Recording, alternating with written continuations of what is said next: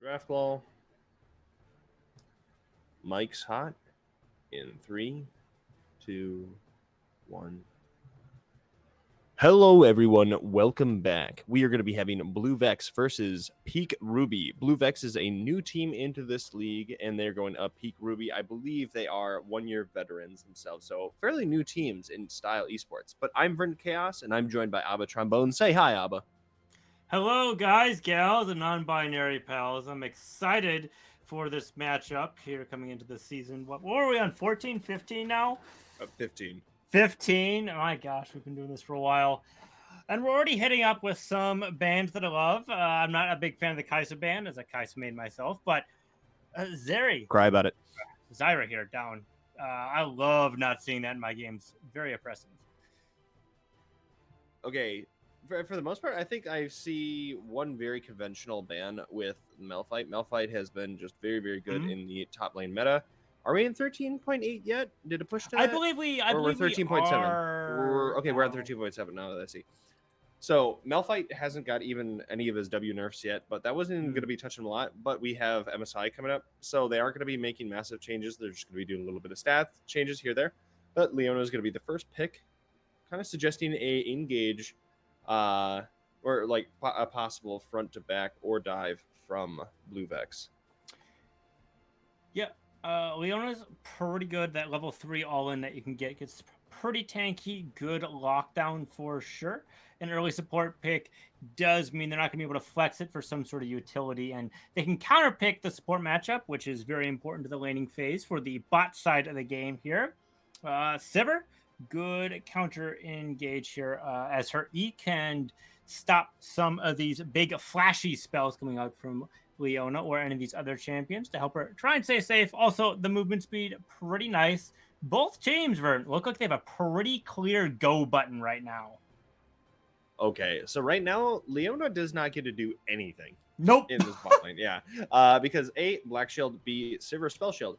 The important thing to note is that Leona, like E, does go through Sivir Spell Shield. It doesn't root her, but it does go through it, and that drags the model to it. So for Sivir, you need to time the Spell Shield to make sure you get rid of that stun, or an ultimate when you finally hit that level 6. Yeah. The ultimate is the more important part of it, but yes. Like I said, the counter pick here, the Black Shield plus the Spell Shield, I don't think they're going to need to take Cleanse here at all. They're going to be able to take probably an Exhaust here against Zeri, negating some of her movement speed and damage as well. She's a little bit of a closer, more personal AD carry here, not sitting here a mile away like you might be seeing with a Caitlyn. And Sivir's got her nice little handy boomerangs as well. Ooh. Blue Vex, though, doubling down on this all-in potential here. There's only one Black Shield available, and it's got a long cooldown, so they're going to have to be very careful and have good reaction times to prevent this Glacial Prison coming out of Sejuani, or the all-in potential from Leona as well. I mean, yeah. I mean, at this point, you could start bolstering up kind of a tanky roster who could take a lot of this CC. Okay, yeah, Vi I think is a very good pickup. You're able to point and click, get on top of Zeri. Zeri's a little bit pesky in some ways, being able to obviously do the massive wall dash, but then getting a lot of movement speed with the Chaotic Surge. And then also, if you obviously get any spell shields with her whatsoever, get even more movement speed. So Vi being able to get the cease and desist and get that point and click locking down is very effective. I do feel I need to point out that Morgana's Black Shield is a shield too, so I believe they'll be able to take some of that as well and stack it in. Once that's gone, the CC protection is also gone. I thought Zeri's is only a shield, not a magic shield. I thought those are two separate entities. I thought they were considered the same. Maybe we'll see the interaction. Yeah. I don't see it very often, so I was just saying, I'm like, there's a few things that give magic shields in the game, but then Camille and her are pretty much it. Galio. Oh, and Galio, yeah. Yeah. But then physical shields is only Camille. I can't think of anyone off the noggin. I think there's one other. Yeah, I can't think of anyone else off the noggin. But get rid of the Mordekaiser and the Yone on the side of Peak Ruby. Just wanting to get rid of some of these dive ultimates, but Blue Vex is scared of some of these kind of controlling mid laners. obviously, Melzar can be quite scary. Has the point and click outplay button. Yeah, I did a quick little Reddit search, and at least from a year ago, Zarya was able to steal any shield. Any shield, okay. Yeah, so good thing to mention here. More of these bans. We've seen ASOL take over games. Makes a lot of sense for that to be going through here. Mordekaiser can make for a pretty simple game plan and stop any of these all-in potentials. You know, if Vi goes in for that all-in dive, you'd have a Mordekaiser on the other end. Of course, they banned the same side, but that does make things difficult for Zarya if they wanted to go in as well. So good options on both sides. So Annie is going to fill a nice role here. It's going to be able to counter push some waves. Has pretty good wave clear of her own and some good anti-mobility. She is a smaller range mage though, so if she's not going to be standing a mile away for some of these pokes. That being said, very scary Death Bush coming out of Blue Vex with Sejuani, Annie, and Leona. Yeah, it's going to be very hard trying to set up a vision line, but Tom Kench in this, wow, Zeri is just going to be able to have shields incarnate. Because most assuredly you're just going to be going locket on Leona. So you get shield from that, you get shield from Annie, Tom with like Devour. So you have many shield options. Vi has some shielding, Morgana has some. So like she'll be able to like, obviously she's going to get locked down in some senses, but if they use cease and desist onto Zeri, Devour instantly works perfectly. But Ornn is a good last pickup to just give that kind of engage and disengage and give that scaling that the team needs. But immediately looking at this draft, who do you think has the advantage? I love Ruby's response here. They have a nice winning bot lane here. At the very least, they're going to be able to scale comparably. And they have a lot of action potential. They can maybe get out with this Vi as well, get some good setups. Very, very difficult to miss a point and click. You could, of course, can click on the wrong character if everyone's grouped up, but Ari is going to have some nice roam timers here, and their whole team is going to be able to follow through. And of course, Ornn has some nice scaling. He is going to have to deal with an earlier Tom Kench, which can be a little bit of a lane bully. But still, I think Peak Ruby has a good composition overall. I do like Blue Vex's as well, just not quite as much.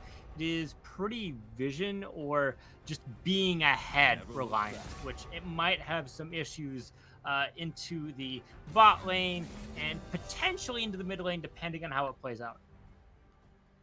Yeah, I think this is hard in some ways to say, but I think that Pika Ruby has the advantage. Just they have a crushing lead in the bot lane. Like Leona has little to no interaction that she can output in the lane. Like obviously that requires Morgana to have to just have decent wherewithal in knowing when to use Black Shield. Obviously, it doesn't require. I'm like it. Because Sivir and Morgana have so much poke, it's very dangerous for Leona to go in because her HP bar is going to be too low. Correct. And I'm like, but like even then, I don't think it's hard because it's just Leona for the most part is going to be trying to plan the sides, maybe look for the Hex Flash, look for like some of these different things. But for the most part, it's just going to be kind of playing a little bit timid. And anytime that she's going to be walking up, hey, we just need to be ready to Black Shield. That's it. And then if you do it, you land it, you're great. So I think bot lane definitely goes over to Pika Ruby. Mid lane, Annie versus Ahri. What's your thoughts on that matchup? Well, both aren't super big ranges. It's not like Orianna versus Annie where you have a pretty clear range advantage there. Both a little bit different. The mobility coming out of Ahri is pretty daunting here. Of course, the stun with the point and click Q on Annie could be quite nice, but Ahri's wave clear is a little bit better earlier on, being her Q can get those caster minions a little bit easier. So I think she'll be able to hit this last chapter a little bit sooner. And that'll help push things out. Annie will be a little bit tankier, I think, overall, and can just be a good setup should she get ahead. At the very least, Tibbers is going to be a pretty good playmaking tool, whether Blue Vex is behind or ahead. Yeah, I mean, do you think that Annie will be able to kind of get in and like will effectively be able to get Tibbers off onto Sivir outside of Flash? Because I like the Fleet of Foot being like activated in team fight is going to be very hard for Annie to like cross that distance. She doesn't have to. She can just hold it, and it makes it difficult for Vi to go in. Okay. Okay. Yeah, that's actually fair. That's a very fair point. But looking in the top lane, Ornn obviously is just going to be outscaling Tom. Like, absolutely. Tom in the earlier portions going to be that lane bully. But I think you just need to go down maybe 20, 30 CS. But with Ornn, take your Yeah. lumps. You're going to get tongue lashed many times, but you're effectively going to come out ahead. Yeah. If Because, if TK gets like 2 kills in this laning phase, it'll be a lot more difficult for Ornn to be able to yeah. scale into this. Tom Kench, pretty good lane bully. Obviously not like a Renekton or anything who's just gonna be so aggressive. But Tom Kench is gonna be able to get some nice trade patterns and just take some harass that Ornn's gonna be able to put out. And he's not gonna be able to take as much from the Tom Kench as well. So if he could just keep this XP, stay healthy, and get some like halfway decent resets, not fall too far behind, it should be pretty clear sailing from there from Peak Ruby. Yeah.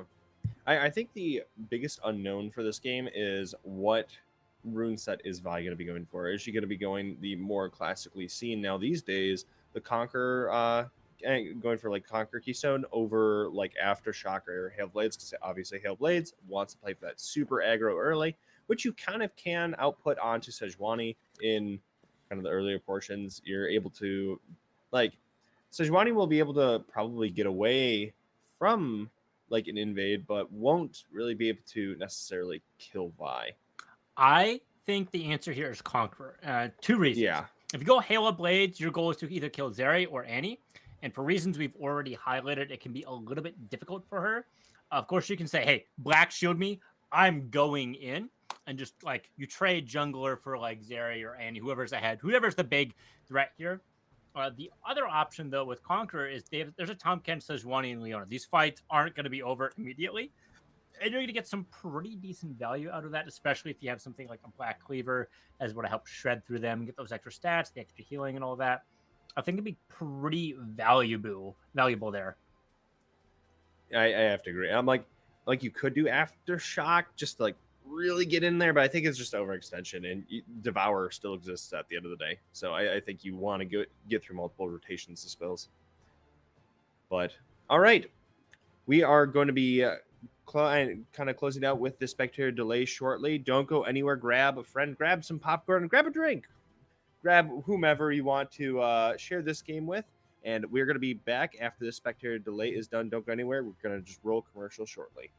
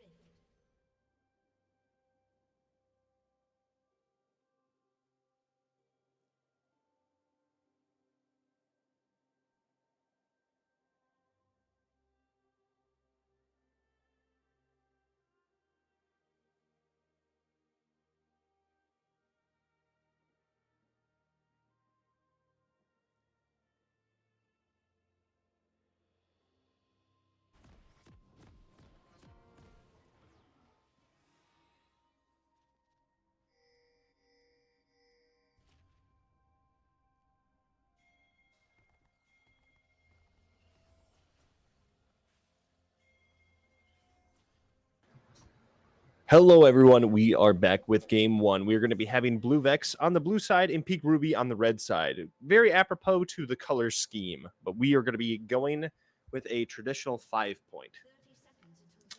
Yeah, 5 points can be pretty nice for both teams. Of course, Raptor 721 a little bit behind on his post here. Ooh, getting a cheeky Raptors ward, trying to see where the jungle is going to be starting out here, trying to fish things out, see which side lane is going to be the most dangerous here for a quick rotation.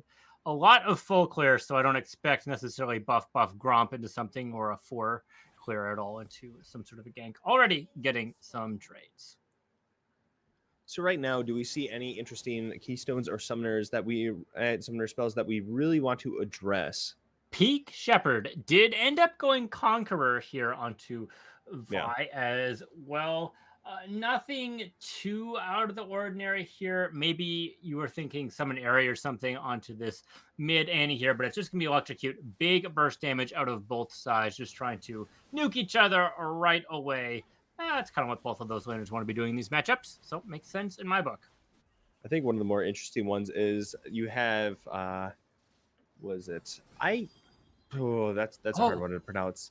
Bazak. Bazak. Okay, we're just gonna go with Bizak, and Bizak went with cleanse still, despite having just all of these spell negation effects. So I'm quite surprised to be seeing that coming out. Tripling down there, it was pretty interesting. I was expecting an exhaust, like I said, in the draft phase, but maybe they feel they need another option there post hoc in case something else happens there. Stops the root with the Zenith Blade, but they're still going to be face to face with the enemy Leona here. So right now we're going to be seeing the level 2 spike kind of washing over them. I don't think much is going to happen at this point. No, I think that's maybe the best time that they could look for it, but yeah, the level differential has already kind of equalized here. It's going to be a little bit more difficult, and you do kind of want level 3-ish if you're going to be going in for as Leona, unless you have a big level lead, which can be difficult when you're in this shorter range matchup. So right now we're going to be seeing at Vi clearing a little bit augmented from topside, going to be going red Krugs, Wolves into blue, into now going for a look at the bot lane. And we're just going to be seeing Sejuani on a full clear.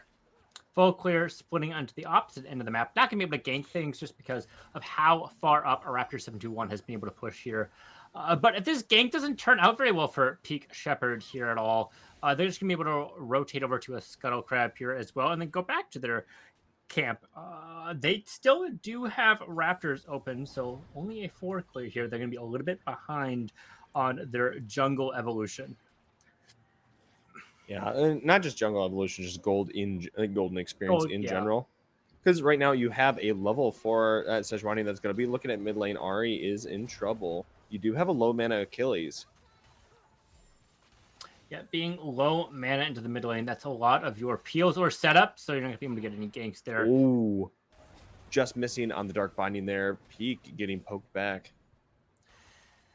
Yeah, R1A? RIA? Uh-oh, Bizak getting caught out. That's going to be Dark Binding onto Artemis. Artemis getting kind of poked out for damage here. Yeah, they're getting quite low on, realistically, both halves of this bot lane equation here. Both sitting at half mana at best, and around that, all in. We're going to be missing the Dark Binding onto Artemis there. So Bizak just taking a fat chunk of damage for free. They are all of these cleanse options, and still gonna get caught out. Yeah, isn't using it, and they're not able to necessarily get the E proc off if they don't time it as well here. So not getting the health there is a big issue. It doesn't cost any mana, but it is a long cooldown at sitting at 20 seconds. I can't help to feel if they had that exhaust there, they would have been able to just run them to tower. With how far pushed up the enemy side has been pushing. Yeah, absolutely. I mean, once Leona uses the entire kit, you wait a few seconds for the aftershock to wear off, and then you can kill her. I think Zeri is a little bit too safe, just in general as a laner. So You generally want to be focusing your damage into the AD carry, as if the Leona's gone all the way in, they've used their kit, they're not going to be as threatening. So all the damage is going to be coming from Zeri. Correct on that sense, but like, how are you going to catch a Zeri? Like, if she plays anywhere near Fat Wall, she could just dash over that, and then hey, that's an 800 unit dash. Yep. And then her support's by herself, and you can just run it down as well. Yeah, but female could be in trouble. That's gonna be flash coming in from Artemis. That's gonna be another flat. That's gonna be the dashes away from female. That's exhaust. That's both summoners coming out of Artemis, looking for this mid lane play. No blood come out quite yet. It's getting pretty nasty here. Although we have a Thornmail into the top side as well, trying to get this under for them. Call the Forge God, Verdant. Gonna be coming through the double brittle proc. That's gonna be, and Wolf picking that up. That is not what you want to be seeing here. We were giving Raptor 721 a big advantage into the top side here, but the gank has equalized this out along with the Thornmail. So first blood going over to red side. If you guessed that in the poll, congratulations to you. On the opposite end, though, we are trying to get this dragon here some early objectives, sitting at 6 minutes and 30 seconds, trying to get that soul pressure coming out of the blue side BV. All right, the first dragon of the game is going to be picked up by Blue Vex. Honestly, I think that's a fair play. You saw that Shepard was committed to the top side for a long period of time, obviously at the cost of Raptor, but hey, picking up Mountain Drag, always good, great stats. And they didn't really lose anything into the bot side here. They already have that Noon Quiver damage, and they're already, down 4 CS with how that ended up lining up. So worth the dragon in my book. A good setup here. They're going to be able to push things out. I know you mentioned that Leona's not going to be able to do a whole lot in these matchups, but she's going to have some pretty good roam timer setups here. She's going to be able to set stuff up for either the side lane or the mid lane as well. If this Zeri is going to be able to play safe at all. Ooh, so right now in this top wave, Raptor is kind of forcing an uncomfortable situation. Ooh, Raptor is going to get some brittle procs back off on him. He is going to be able to slowly but surely shove him this way because I think it was smart to go for the early Bramble Vest in the top side, being able to kind of just mitigate Raptor's ability to kind of just continuously heal in this lane. But Raptor can kind of shove this up and then force Peak to have to expend a lot of mana. He also has a very good wave push with the Baumis Cinder. Correct. So yeah, that's able to do that. It's pretty common for tanks right now to be able to take Sunfire Aegis as a first item, rush that, get them some extra wave push, something that most tanks don't necessarily have as it's AoE damage. And that's going to help them move around, and you have some of that mobility as well. Although, Force gonna flash. Yeah, really good setup there coming out of female. Good charm.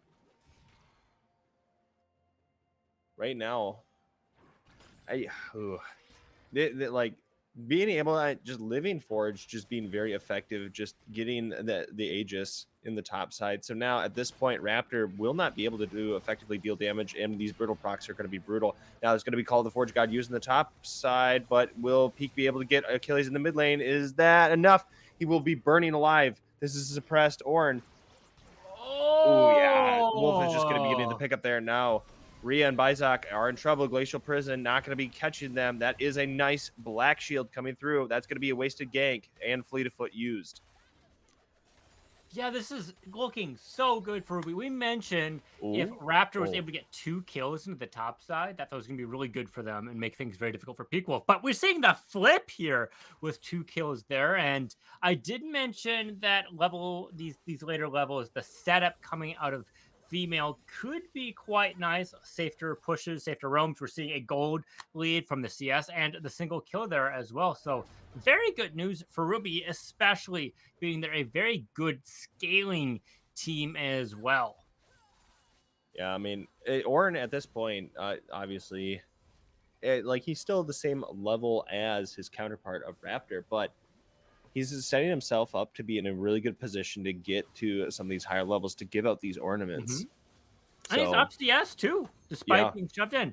Because if you're not able to get these good crashes here into the tower and then punish them with the tongue lashings, It just means you can't punish his HP bar by landing all these skill shots, and he's going to be safe under his tower. Although this push up does enable this Rift Herald here. The first one in the game, if they're able to take it, there's some nice rotations.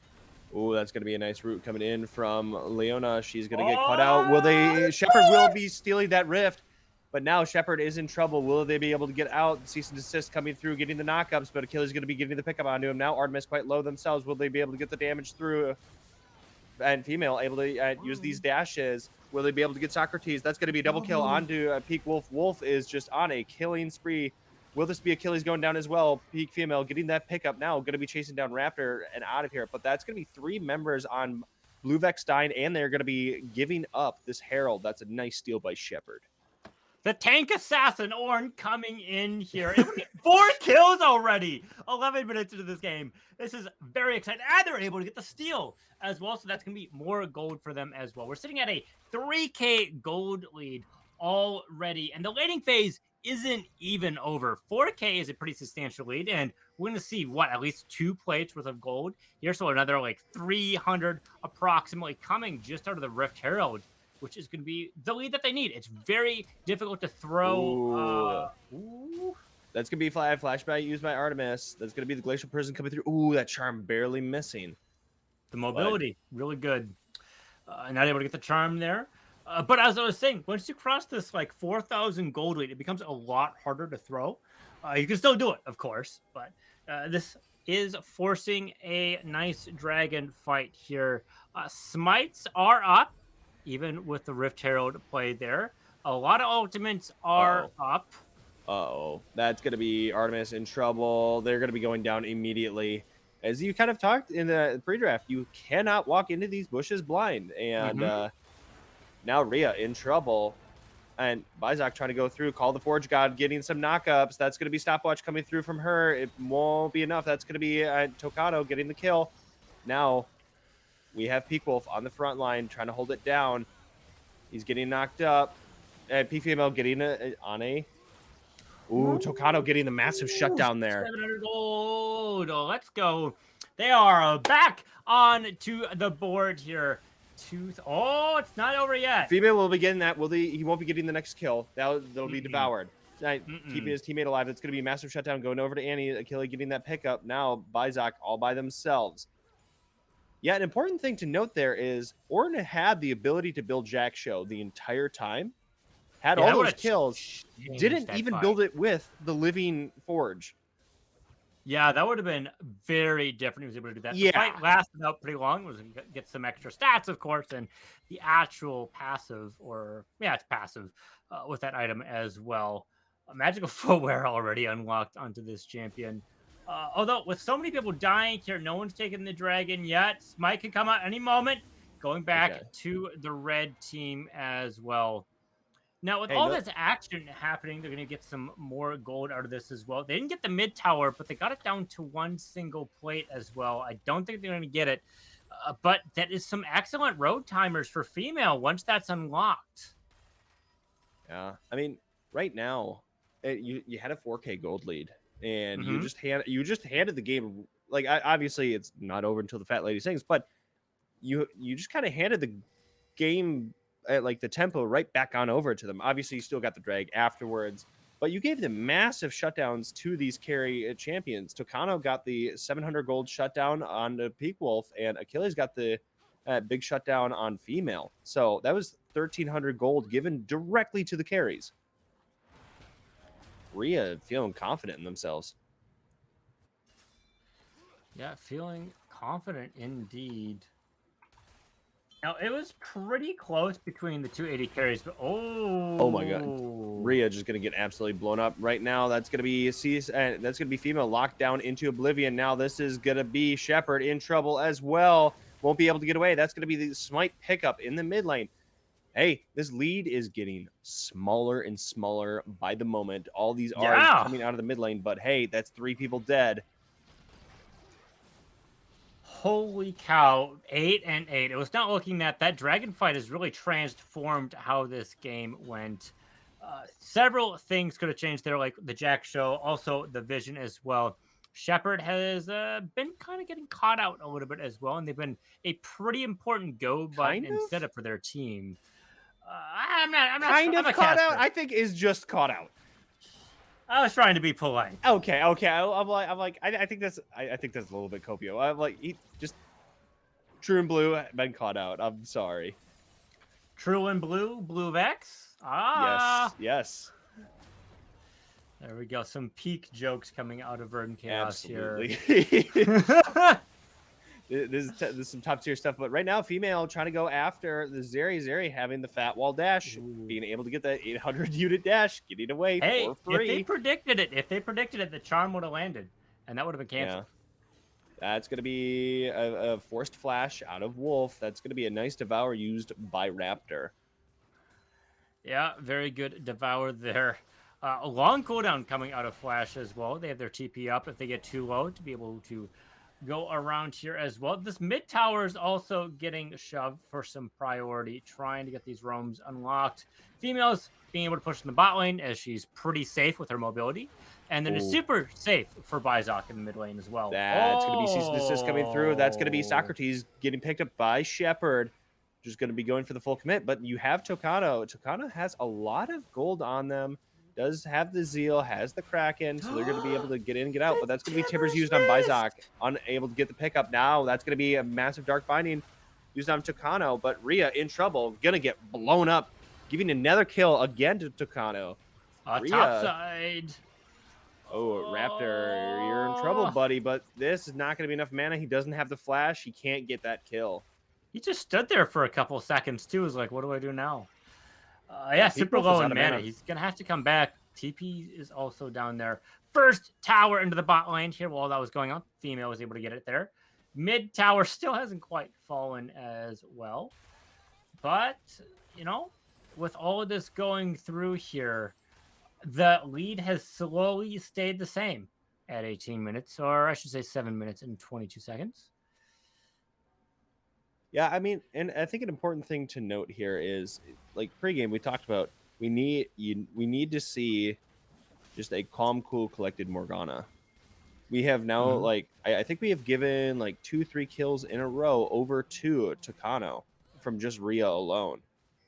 So I think that Rhea maybe just doesn't need to be the front line for their squad. Yeah, they are an enchantress here, just having to stay with the back of their team. Peel things off. They can look ahead if they have some nice vision to try and land that Dark Binding. But you don't want to get caught out as well as you're a key part of your team, the anti-engage here. That being said, if they use a lot of resources on their support, they are support at the end of the day. You just want to make sure that vision's down so you don't lose that aspect of your role. Yeah, that's fair. It's just going to be Shelly used in the mid lane. Artemis does have the Zenith Blade. We are gonna. I'm pretty sure we're gonna be seeing some fighting here. Female could get caught out. That's gonna be charge up. That's gonna be Artemis. That's Glacial Prison coming through on a female. Gonna be using the charm. That's not gonna be a lot of damage onto a Sejuani. That's gonna be the dashes coming out of female. Setup here. The waves being pushed into the mid and bot lane. The priority coming onto the red side here. Peak Ruby. They are going to have some nice advantage with the vision here as well. But the poke damage also coming out on the other side could make things a little bit difficult. 4v4. Pretty even gold. Important thing to note is that you have a lot of big ultimates out, and that's going to be TP coming in from Ornn. They are going to get the Dark Binding onto Socrates. Shepard now in trouble. That's going to be the Binding coming through. That's going to be Cease and Desist. Tocano's just going to instantly blow that up. Right now, are they able to catch on to him? Female in trouble. Low. Charming her. That's going to be a double kill going over to Tocano. Tocano just gunning down their team, but that was going to be stop TP from the top side.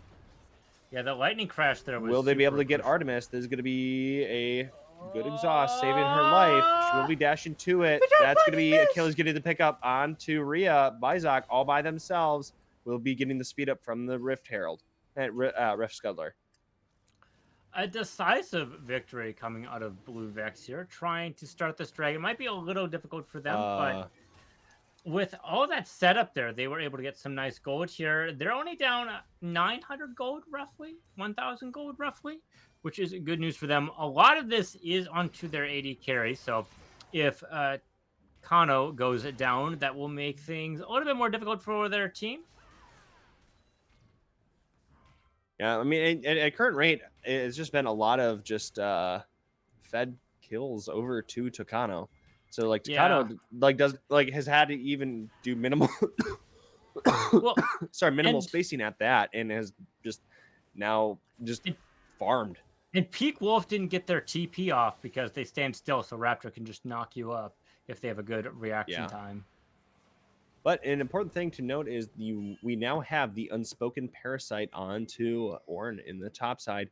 He will be slowly trundling his way down towards this drag fight. So I think, oh, Achilles coming in with a massive flash. Timbers coming through. Artemis getting the pickup out of Rhea. That's going to be 2 dead. Sivers immediately blown up. Shepard trying to do as much as they can, but is unable to pick up a kill on Takana. That's going to be double kill going over to Achilles. Now that's going to be Fimo having to just get out of this play altogether. Ornn not being here is really just kind of well, that's not the only part of the equation, right? yeah. Zeri having Kraken Slayer PD, really good.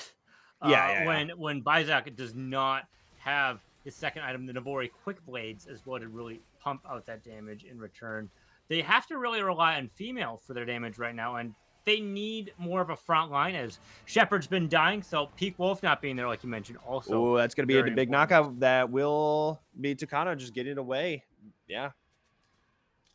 Dark Binding, max range, not the fastest of animations. You're going to be able to get over the Raptor Pit there. Very well played by Takano. Now, Achilles has had some pretty good tippers right now. They've been grouping on the other side of Peak Ruby. Good. So from here on out, obviously the momentum, we've just completely thrown it into the lap of Blue Vex. Mm-hmm. Right now, obviously 15 to 10 for the Achilles. Now you have more dragons. Obviously, the Rift Heralds have gone over to the side of Peak Ruby, but what does Peak Ruby need to do to get back to their dominant state? They need some vision, and they need to stop getting caught out. Speaking of getting caught out, Rhea, again, getting caught out. Call me an oracle. It's almost like I've watched some or casted a couple of games.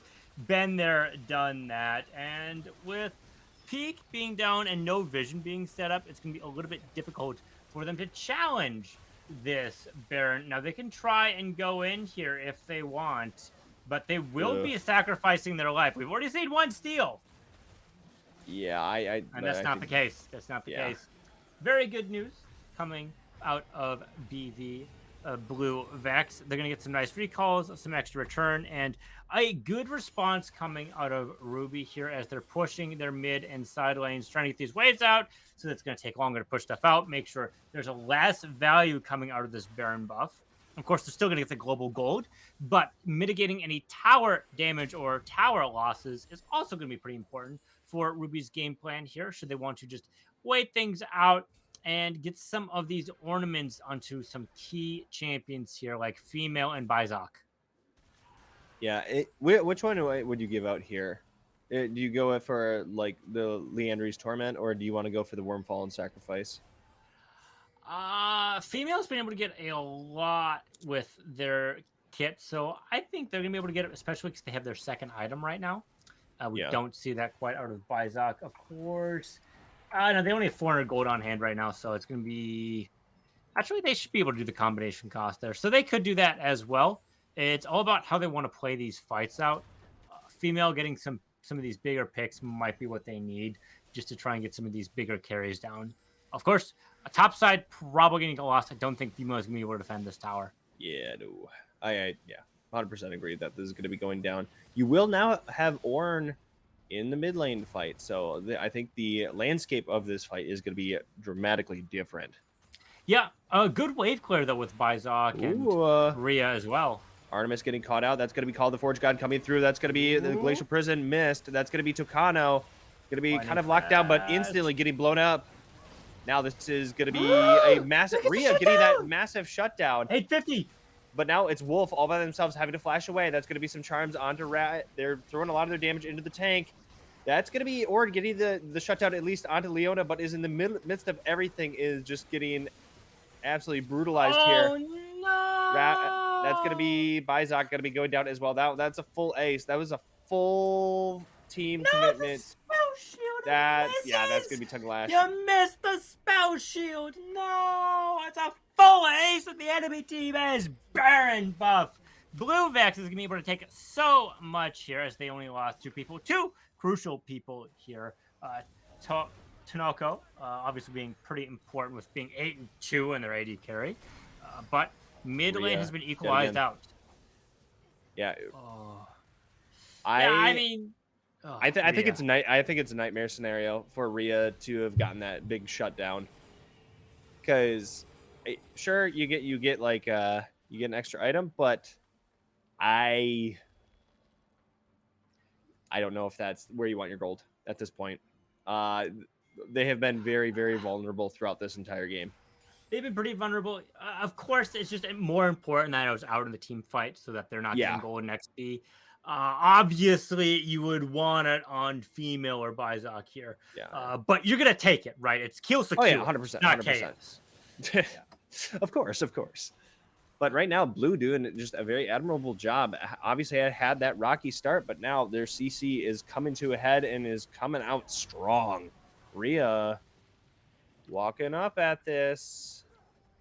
There is no glacial prison, so, but they're going to be walking into lack of vision. Will they be able to burn out this dragon so fast dangerous. enough? It's so dangerous. Coming through, they're going to be getting the dragon, but that's going to be called the Forge God. Getting 3, Wolf getting a lot of value coming through. Female down very, very low. That's going to be, ooh.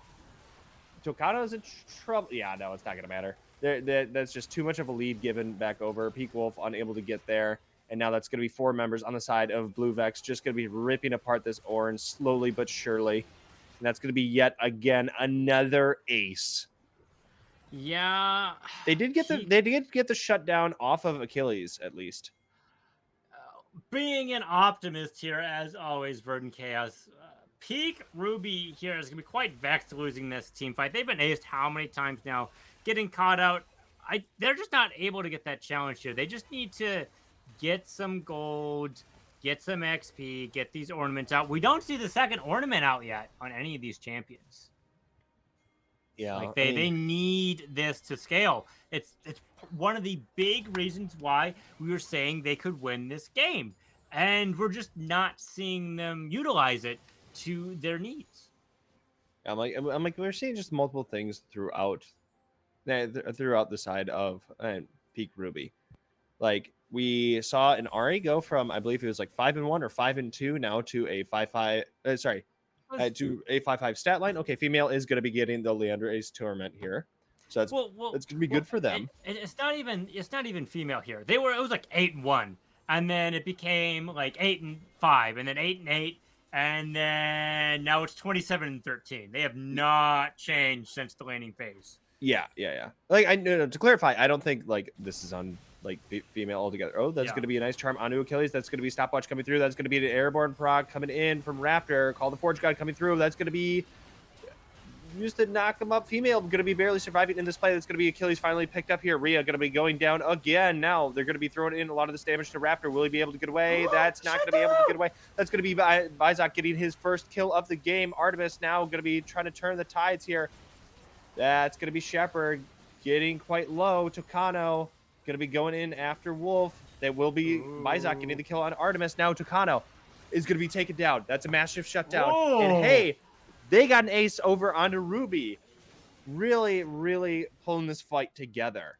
Rhea for an ace. Absolutely amazing for them to get. They are still down 3,000 gold burden, but this is closing. Our reverse here. The objective bounty is going to be up. They're going to be able to get Baron as well. It's 10 seconds before Raptors can be able to challenge it, which isn't going to be enough. And then 5 for Achilles in the mid side. So they're not going to be able to get it. It looks like it's secured by Peak Ruby. Perhaps they're going to be able to come back here. It'll be a little bit difficult here. Objective bounties are down. So the league gods are saying it's a fair game right now. Absolutely. I mean, we are going to be... It's equal. Like actually equal. Like 5.6 to 5.4. Yeah, I was gonna say, I'm like, a lot of this has just gone back and forth, but like the farm difference, I mean, Bizak obviously being over 50 CS up on against his lane counterpart, so halfway to a Flame Horizon, but not quite yet. But we are going to be having level 15 onto Ornn. He has given away the Wormfallen Sacrifice. We are now going to be seeing some of the components going for a potential LDR and or, sorry, not and or, just or a Mortal Reminder for Sivir. So she's going to be building up, but you have 3 completed items onto Zeri at this point. And female also has theirs as well. 3 items though in Zeri. That's pretty big. They're 10 and 3, right? If they're not able to get it, that's not very good news for them. And there's 2 Jack shows, the protein shakes coming out of Raptor and Artemis here as well. So they're gonna be able to survive these fights. Oh, and double thorn. Wow. I'm surprised to be seeing. I'm surprised to see protein on on Artemis, because I'm like, you really want to use the locket. Like, it's a locket 1000%. Yeah. Well, there's also some other arguments for like Shrelia's or something, just for the movement speed. Yeah, but like shields are really nice. But Bizak going to be using the spell shield to get away from that glacial prison. That's a very long cooldown, just gone. Thrown away. That's exactly what we want to be seeing out of Bizak. They haven't necessarily always gotten the spell shield, but that one is some shmoney. Dragon coming up in 15 seconds here. Lane priority to the bot side favoring Ruby. Peak Wolf could be in trouble. I mean, they are spending a lot to come after Peak Wolf here in the top side. It's soul points for them. So it's so weird for them to go to the top side right now. They're handing over this 3rd Drake over to Peak Ruby, which kind of good for them. It'll be their 2nd Drake here. It does mean they are fighting over this objective instead of pushing out waves with Baron. But they are denying Inferno Soul, which is good. It's a lot of pressure that Blue Vex has been able to push out to mitigate this Baron buff onto the other side, which should be coming down relatively soon. It's almost out. So this has just been very much just going back and forth. But now Shepard's going to be getting the deicide at this point. So we're going to be coming into a extremely tanky Ornn that is going to be very, very hard to kill. Yeah, he's going to be pretty difficult to kill here as well. The protein shake fully upgraded, Force of Nature plus Sunfire Aegis as well. Going to make things pretty difficult and stopping some healing as well onto his kit. Yeah, I was gonna say, has had the Bramble Vest since the very, very early portions of this game. Since laning phase. Now will finally be upgraded into a real item with a Thornmail. A real item. Yeah, absolutely. And I think a really, really good pickup on the Banshee's Veil for female. Just Achilles being able to just continuously get Tibbers and just being able to blow her up. Going to be mitigating that, obviously only up every 40 seconds, but still very good. Be taking that out of the equation, or a Zenith Blade, or a Glacial Person. Either way, any of these spells really just make you have a very sad time as Ari. A couple of items to mention here. Bloodthirsty funneling on Tanoko here, getting a permanent shield if they're able to get some lifesteal to overheal. Very good on them. And then, of course, Lord Dominic's Regard is finally in line from Peak Boyzak here. So he's going to be able to get through a lot of these tanks who are building a lot of HP. So very good. Okay, actually, none of these items matter. I think the most important one is Stopwatch on Rhea. Having at least another 2-second window of just not dying and maybe for baiting. I think that could be important. Could be. Yeah. The channel ultimate as well, so Rhea can just press exactly. R, stopwatch, hopefully in that order and not in the reverse order, as that does not work. Oh, Rhea getting the Dark Binding. That's gonna be Achilles going down to half for free. Mm-hmm. Both are able to get some pick setups here. A 1-3-1 composition coming out here. They're going to have to find a way to respond. Raptor stopping to the top side makes a lot of sense, but no one is stopping to the bot side here. They're going to use a numbers advantage, it looks like, to try and stop this mid push here. Will Peak Ruby get any value out of this push here? They might not, as it's a lot of time for Raptor to do this rotation and prevent this. This is going to be, I was going to say, female might potentially have to dash. I was going to say, that's going to be Achilles just flashing in, blowing her up instantly.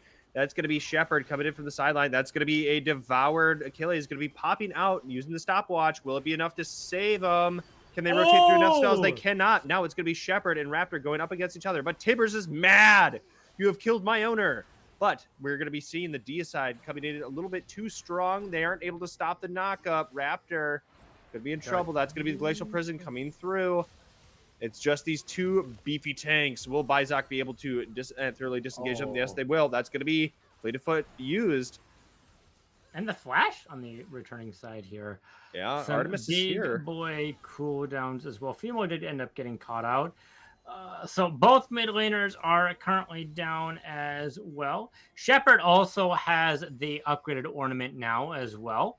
So that's going to be good news for them sitting at 3 items, which certainly helps them into that matchup. Yeah. The gold lead finally flipped into favor of Peak Ruby as well. They do scale. That being said, if they can't stop this Zeri, it's going to be very difficult for them.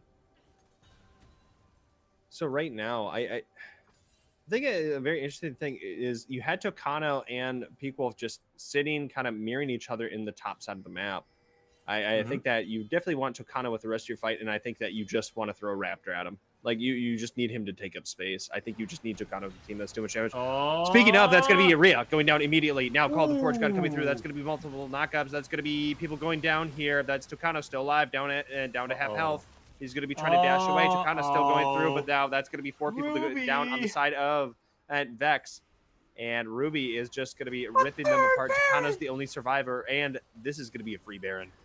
Free Baron, 5 ornaments online. We said this is the win condition for Peak Ruby here, and they were able to get it. And they got 4 kills here. Too difficult for V2 to try and get this here. Dragon is up. They could try and do a cheeky steal here, but they're going to have to be standing and defending this base if they're not careful, trying to get these waves pushed out to make it difficult to split this. But mid lane, it's open right now, and your team isn't alive to help you defend it for another like 10 seconds. That's gonna be Shepard just going for that dragon by themselves. I think that's gonna be a fine pick. They're just gonna be shoving that in. Yeah, no, they just leave here. They just leave here with the base timers coming up. They can't go for that, and they're using Shepard to make swing bot lane, or just go back to your 1-3-1. You could try, but you don't want to get caught out as well. This is just going to be safer. You don't want to do anything. We've seen them already throw a lead before. Don't do it twice. They have a 4K gold lead now. That's the scaling team. Warden's Mail also unlocked by Peak Wolf, which can be really detrimental into these high attack speed champions like Zeri. So I'd say Zeri now finally getting the last Whisper component, which I think is quite important. We maybe wanted that a little bit sooner, but now we'll be able to do a lot more damage to Ornn. I think being able to, because like Ornn has just been sitting in the middle of like a lot of these team fights, and if Takana is able to at least like kind of whittle away at him throughout this fight, I think that could be quite important for them. Yeah, we're doing a 4-1 push here, it looks like, going into the middle lane of the top lane here, female into the top side, able to do some nice 1v1s here, and of course, a lot of pressure coming to the mid sides here. Guardian Angel coming out from your tower diving Shepard here. It's going to make things a lot more difficult. Achilles can't necessarily just ult in Tippers and say, nope, you're not going to do anything. They're going to come back from the dead. Try to get this fight out. Top side. That's going to be Artemis going in. That's the Zenith blade used. That's going to be Call the Forge God coming through. It will be hitting 3 of them. Massive knockups all around. Left, right, center. Bizak getting that kill. Going to be on a double kill. That's going to be a triple kill going over to Bizak. Tokano trying to survive is unable to. That's going to be almost a penta for Bizak. That's going to be a nice quadra, but that will be Shepard diving into the back line. And I think that this is your game. What a absolute roller coaster. Yeah, a roller coaster indeed. It means we're going to have to stick around for the second game, as it's not going to be a clear and cut to see who's going to win this. Although it does mean both teams are probably going to have to adjust a little bit into game 2 here, as both their strategies didn't quite work as well as they wanted. But that being said, Peak Red overall stood on top into this first game here. 1-0 favoring Peak Red. So obviously, a lot of back and forth. So I think it's going to be hard to kind of really look at the draft overall and say like, hey, we want to change this. But what would you change? I mean, I think despite Don't despite Ruby don't losing, I first mean, book support. yeah, okay, yeah, don't first pick a Leona. I think I can 100% agree with that. That didn't quite work out as well as they wanted. On the other side, they tried to win to the top side, right, with the Tom Kent pick, trying to make sure they have a favorable topside matchup. It didn't quite work out as well there. Tom Kent had a lot of good value there. They didn't get quite as much into the early part of the game that they wanted. They got more value into the mid and late game with Tom Kent, which is fine, of course. And then Annie's was able to set up some good plays as well. So I don't think like mid or bot needs to change. Yeah, no. I would expect some sort of adaptation to like jungle, top, or support. Like one of those three, I think getting a slight tweak there could be what they want. So who do you pick in the top lane to just kind of duke it out? Because like I think that Tom is a safer overall pick. It is a safer overall pick here. They could go and swap sides here. Vex Blue could be ironically onto the red side and do a counter pick there and try and stop some of the scaling if they want to go for the against the Ornn. Like All right. say, Well, I think we are gonna go to a quick commercial and just talk to some of these teams and get ready for the draft for game 2. Don't go anywhere. We'll see you very shortly in the draft.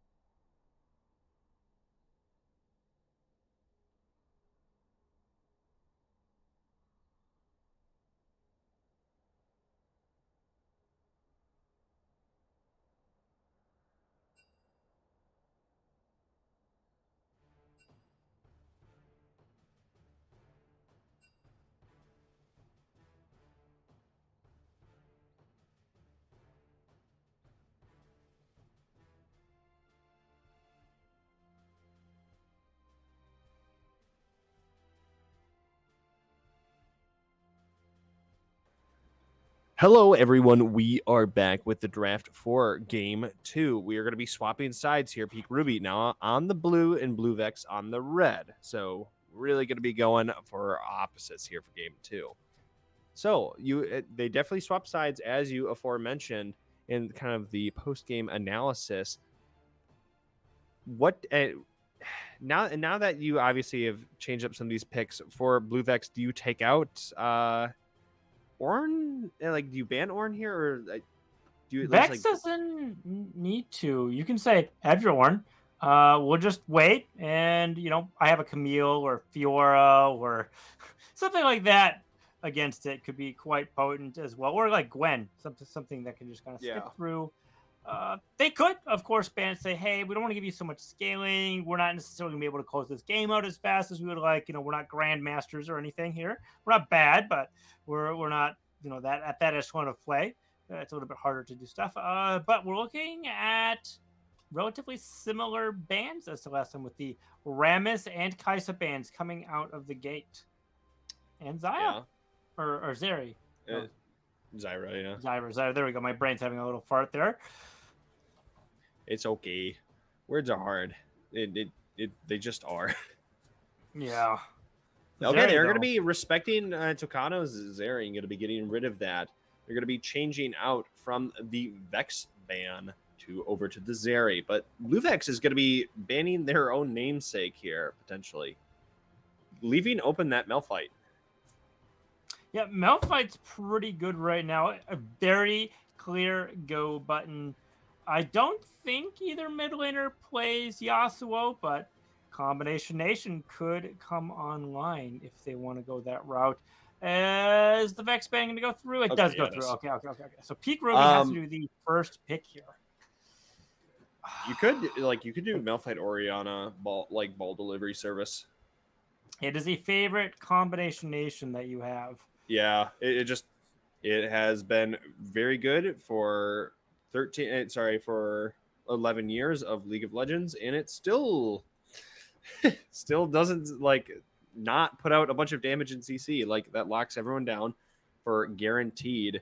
I think it's like over 2.5 seconds. Milio. So, yeah, Milio is still one of the stronger supports of the patch. I mean, but Milio early.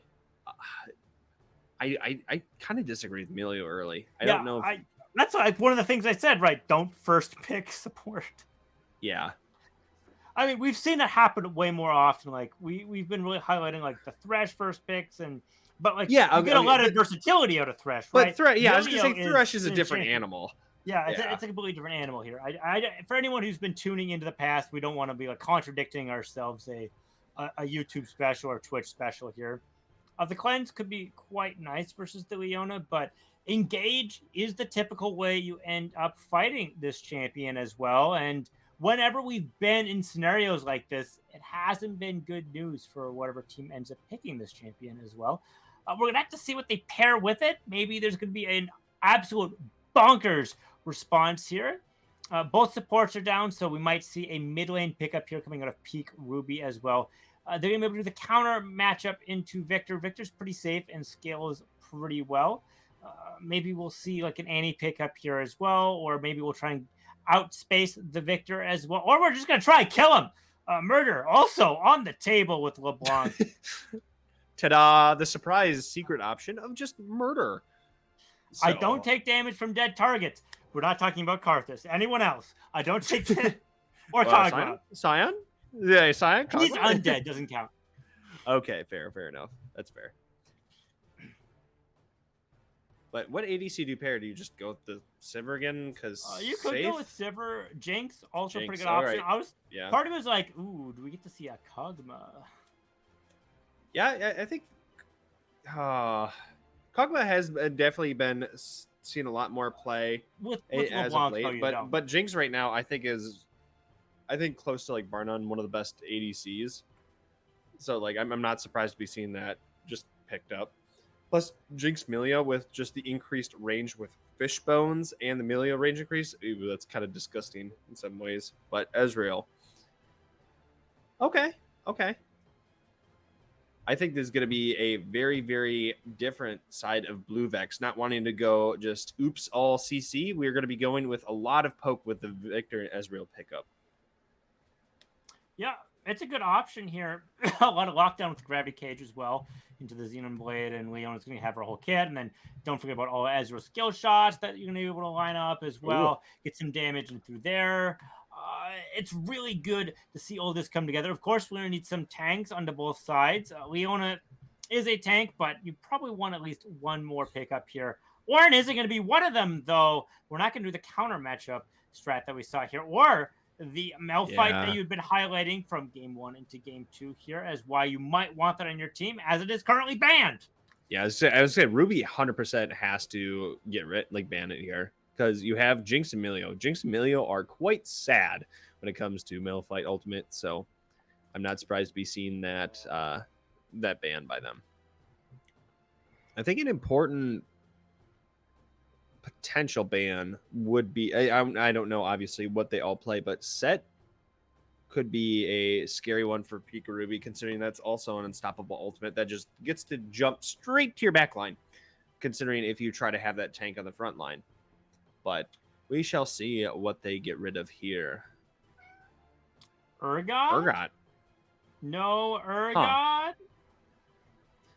Okay. Now, Blue Vex is going to be picking their jungler here, I would assume, and giving their counter matchup to the top side. They could go for a counter matchup into the jungle, but I would expect picking jungle here and forcing Peak Ruby to have to pick up the top. Yeah, J4. J4 is just perfect here. Okay. Mordekaiser can go into top side or the jungle. Interesting pickup by them. I really would have liked Wukong. Yeah. Victor, Leona? Yes, the Cyclone? Disgusting. I mean, J4 just makes it that, Jinx doesn't get to play the game. I mean, Wukong also does that by killing him. Yeah, but I was thinking just Cataclysm being able to just trap her in. Hey, I don't care if you're excited. You can run around in this little pen. Yeah, hope you have your flash up, buddy. Yeah, it's either flash or die. Ooh, French lady baguette, haha, answering the Mordekaiser. Wow. What's that matchup? So if Mordekaiser's gonna be on the top side, they're gonna have to go for the counter pick into the jungle here. I'm gonna apologize to everyone for that insensitivity to the French people. Jarvan on the table. You mentioned it. Yeah. I'm like J4 is just so okay. 100% in my mind, Blue Vex comp just feels much better. Oh yeah, it feels pretty good. Of course, they're not going to be winning the top side of this equation, especially once you get into level 6. But the moment you say this 5v5 is now a 4v4 plus a 1v1, it really changes that dynamic. Especially if you have like Sejuani go in, that peel option isn't going to be there anymore, and the Jinx all of a sudden is going to be very exposed. Also, Sejuani is going to have a very, very hard time stacking up these Frostbite stacks. So, you just have Fiora. But then but Fiora can get a lot of those off. Auto Q, EQ, or auto Q. Yeah. But, okay, admittedly, who do you ult as Mord? There is only, there's one correct option here. And if you're not choosing Sejuani, you are kidding yourself. You could reaction hit LeBlanc so she can't blink back as well. Okay, that's fair, but the second Pete Ruby wants to engage at all, you just are the Sejuani, take her to the death realm, and then what do they do from there? Sejuani is and then hey, I take your tank stats, let's fight. Also, another thing to highlight about Cataclysm coming out of Jarvan is that gives you a wall to put your backup against, so it can be a lot more hard for Fiora to get these vitals to proc as well. So I think that this game, it's really going to come up to how well does Pika Ruby's bot lane perform. In game 1, there's a lot to be desired. I think a lot of the slack was picked up across the map, and then as slowly but surely, as the game went along, Izak was then able to start picking up a lot of those kills, but it took a lot of time to get there, and a lot of back and forth. So I think that we need to see a steadier bot lane from Peak Ruby if they want to just close out this series. Yeah, if Jinx gets caught out at all, that's a lot of their damage. Of course, they still have their Bruiser Fiora and LeBlanc as well to pick stuff up, but that does create a lot of pressure, especially being LeBlanc is all my damage is down. I don't do so much anymore, so they have to get these priority targets. And with some of these beefier lads on the other side, that can make things a little bit more difficult as well. I mean, I have pretty good faith in female. I mean, they performed quite admirably in that last game. They absorbed a lot of ganks thrown at them, got out of the majority of them, I think, until about like the 12-minute mark when they committed like three ultimates to her. So then it's like, okay, yeah, you finally got me, but then we just are winning a lot of the other aspects around here. But the female is able to continue what they were doing with that Ari in kind of the early portions of the game. I think that they are going to hit some pay dirt here. But in conclusion of just all of this, who do you think has better scaling, Vex or Ruby?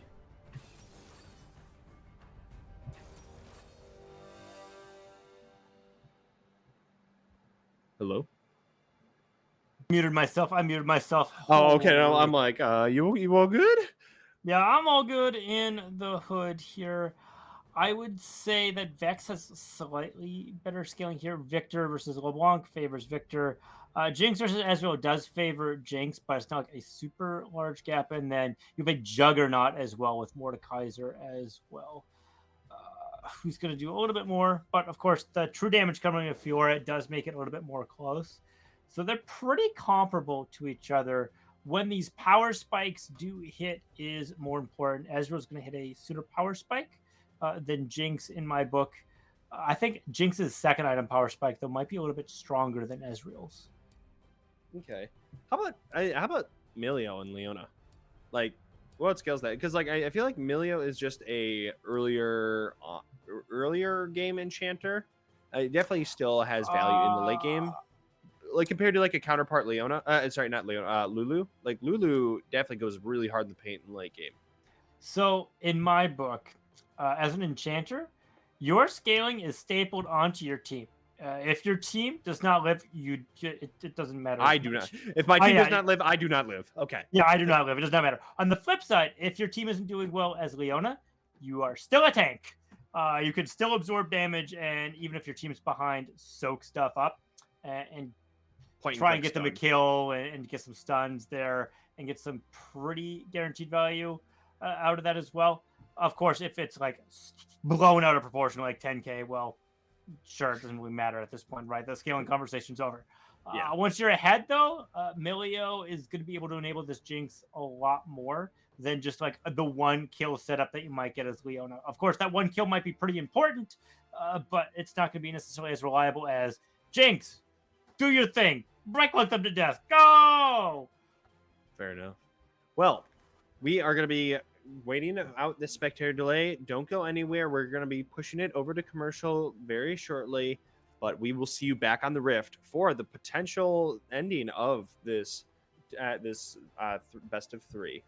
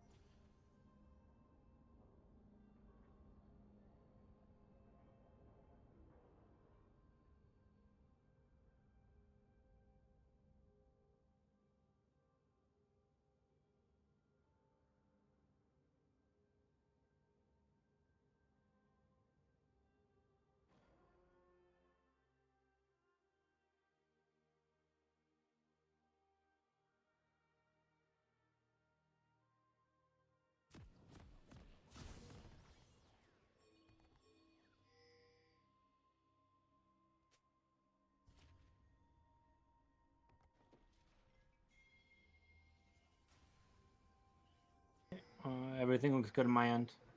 Hello, everyone. We are back with game 2. We are now going to be having Peak coming in together, looking for potential invade through this top side.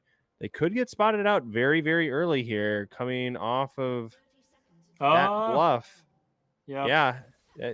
That gets the 5 going off the ward, though. Yeah, Winning. that's not how you invade. Ooh.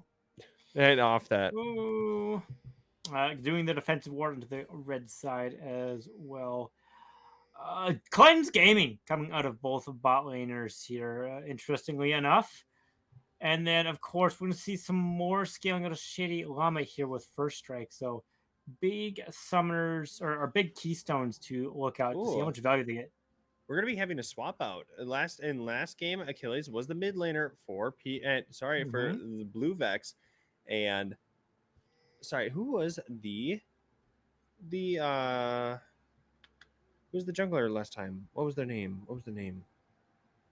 Oh goodness. This is going to reflect very poorly on me. But Shady Llama is going to be picking up the mid lane this game. It was Shepard, I thought. No, Shepard was the Vi for Peak Ruby. Oh, yeah. But then it was the Sejuani in the last game. Oh, I don't remember. Oh, no. Oh, chat, please. Who was the Sejuani of last game? I'm sorry. I'm not. Yeah, I'm getting advanced in my years, and I'm just not remembering. You heard it here, folks, on Style Esports. Verdant admitted he's old. Yes, absolutely. At the ripe old age of 25, my mind is gone. Hold on. Aren't I, like, older than you, too? Yes. Oh, never mind. Oh, no, you're not old. Yeah. No, you're not old. Yes, you are. But anyway, all that aside, what are some interesting keystones and summoners? We obviously mentioned the cleanse earlier on, but I think that an interesting thing to look at is Peak Wolf is wanting to go for this grasp. Takano potentially in trouble. Okay, gonna be getting away from this, but right now the side of Peak are winning the bot lane. You have grasp in the top lane from Wolf wanting to go for some of these shorter trades. Absolutely does not want to go for a long trade, but that's going to be Achilles coming to this top side. That's going to be a very nice riposte coming in back against Achilles. But now there's going to be Peak Wolf going against Raptor. But hey, he has Conquer that's going to be ripping in through you. Yeah, a lot of the damage comes out of the passive that Raptor has. So staying in there, not super great, but with the grasp healing plus the vitals as well, that's going to be enough to keep you alive here. Plus the D-Blade and pot that you're chugging right now as well. Ooh, good flash. That's going to be nice getting out of that play. But at this point in time, a lot of both these junglers have really kind of cut down their full clear on camps. Yeah, of course, to kind of go for these ganks in the top side. Yeah, skipping Krugs on Achilles here, but Shepard ended up taking it, so they're going to be able to rotate into the Gromp as well. Both Scuttle Crabs are on the table right now. We'll have to see if there's any Scuttle fights or if they're going to be switching things out. It looks like Achilles going for the bot Scuttle and giving it the top side one here. So 4 CS lead in favor of Shepard, which Socrates was the jungler for game 1. Oh, yes. Thank you very much. Renovotru? Okay, I'm sorry. But that's going to be IRA, going to be potentially giving over the first blood of the game, and Artemis going to be flashing after it. Tokano getting quite low themselves, but that's going to be Achilles coming in from the sideline. The zap coming through now is excited. Achilles is trying to be chasing after them. That's going to be a good push away from the Emilio, and they're going to be getting out of that? Oh, my gosh. That's illegal. That is illegal. That was actually a federal crime we just witnessed. Some peak gameplay coming out of Bozak here. Very well done. And as a person who's taking an early longsword as well, that means a Noon Quiver. And we're seeing on the opposite side having to go for a tier as well. One of the pitfalls of Ezreal's kit is, hey, I'm safe. I have my E. I can just dash out and overcommitting because you think you're safe. Ooh, that's going to be Shepard flashing in. They know that Raptor does not have the flash themselves, and that's going to be a dead top laner. We're going to be seeing an early advantage going over to Peak Ruby. Will they be able to consistently hold it throughout this game? Yeah, that's true. Well, that is the question to ask here. I mentioned that Wolf is going to be able to win this out. They had that early back with the long sword, and they already have that kill. I was going to say, it took like 30 minutes to go. Ooh, that's gonna be female going in, get some damage there in the mid lane. Shady has no mana at this point. Female is obviously lower health, but Yeah, Llama. that's gonna be a little bit of back and forth. But last game, it took like 30 some minutes for Bizak to get a kill, but now in this game has a kill in under 5 minutes. Yeah, when you scale, early kill is really good, enables that lead here. Tier Longsword versus Doomquiver. I don't know, pretty close. No, Yeah. Doomquiver obviously a lot better Oh, here. Achilles in the wings here. Will he be able to Ooh, get female? Gonna be dashing away, gonna be Serrated Dirk. sniffing this out. Yeah, Serrated Dirk not gonna go for a tankier build here. Just gonna go delete, getting that lethality damage in on that champion. Wow. Probably gonna be going for Eclipse if I had to. Yeah, I'd go for Eclipse. I'm like that's my shot in the dark. Kind of surprised going for Eclipse here. Unless they want to do a weird Ghost Blade play to just run things down, but it's so rare you Oh. see that as a first item. Yeah. Especially with Conquer. I can respect it because you obviously have larger AD scaling on the W, so you can kind of get away with some of that aggression going with that raw AD stat. Rhea in trouble, going to be coming into the front line here, taking a fair bit of damage. But a lot of the auto attacks and Qs were kind of absorbed by the minion wave. But Achilles coming into this bot lane, are they going to be able to pick up Rhea? No, going to be getting away from this play. Rhea just walking up on a lot of these. Artemis going in after it, but they aren't able to commit enough damage back onto him. Yeah, it's really good that they're not getting caught out as much. And their support item has also upgraded, which is very important for them. All right, so everything, all in all, about a 900 gold lead, maybe getting close to 1,000 here, which is pretty good news for them. Pretty consistent trade and pushes here, both having the Lost Chapter. Super important that both mid laners have this as well. The Sheen already unlocked on Wolf. Once they get this first mythic, that's going to make things a lot harder for Raptors. They're going to be behind. They're already down around 20 CS and a kill, which means that they're already facing a 800 gold difference. Yeah, important. Look at bot side. That's going to be... I was going to say, J4 was kind of walking up in the wave there. I think Rhea could be dead. Doesn't have flash. They just use Q. They don't have the disengage tool. Yeah, that's very true as well. 800 gold difference onto the bot side as well. Muramana, cheaper item as well. Oh, they just get to spot him out for free. That's so much. That's sadly a lot of wasted time on Achilles. That's just going to be allowing Sejuani just to freely clear the topside jungle. Yeah, they do have some pressure here being able to push into the bot side for a potential dragon. As they have a priority into the mid lane as well. Could be a little dangerous for them if there's any rotation here.